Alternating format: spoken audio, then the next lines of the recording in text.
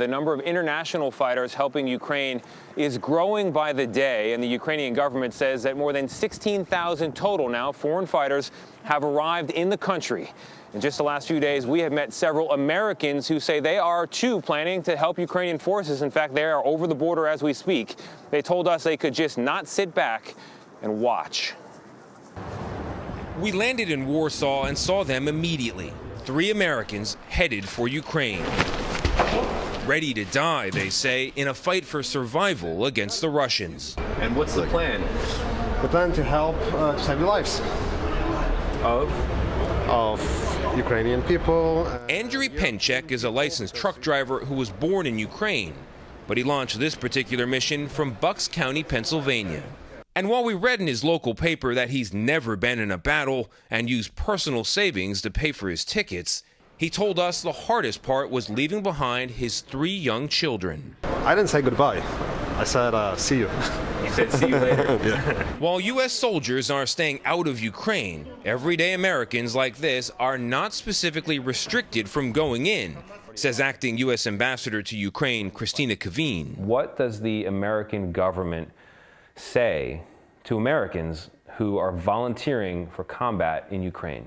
We encourage all Americans not to travel to Ukraine right now, and those Americans who are in Ukraine to leave Ukraine because it is not safe. Closer to the border, however, we caught up with bipartisan leaders of the House Foreign Affairs Committee, Congressman Gregory Meeks and Michael McCaul, who had just seen the war's human toll up close. How do each of you feel about our fellow countrymen joining the fight there? I think that what they see and what people around the world are seeing is democracy's at stake.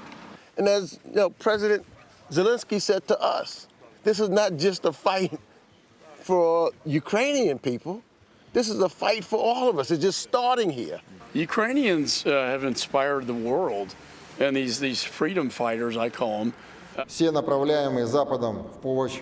But on Thursday, Russia's military warned foreign fighters they'd be treated as mercenaries, not as protected combatants under international law. As far as I see, civilians are not protected by humanitarian law, so I don't take much credence to anything they say.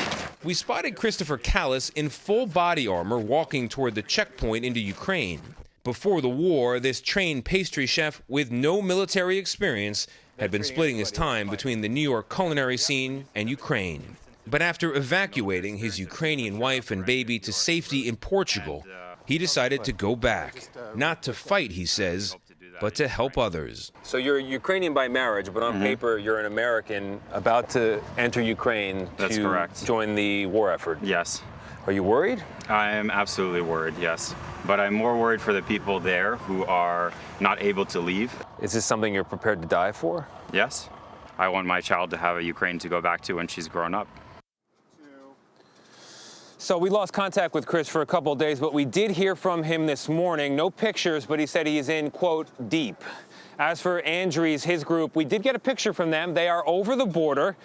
Take a look at it there. There's a sign with Ukraine on it. And we also noticed there on their car, they brought the American flag with them, still representing.